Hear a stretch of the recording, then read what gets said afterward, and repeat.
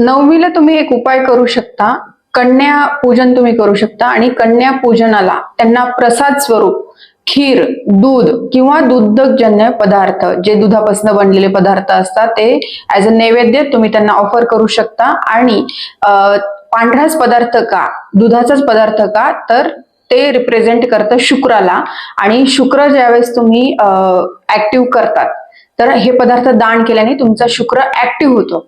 दान म्हणजे काय की खाऊ घातल्याने, ते प्रसन्न केल्याने एखाद्या व्यक्तीला. तर शुक्राने तुम्ही ज्यावेळेस प्रसन्न करतात त्यावेळेस तुमचा शुक्र पण तुम्हाला भरभरून देतो आणि भौतिक सुख तुम्हाला खूप प्रमाणात लाभतात. नक्कीच ट्राय करून बघा.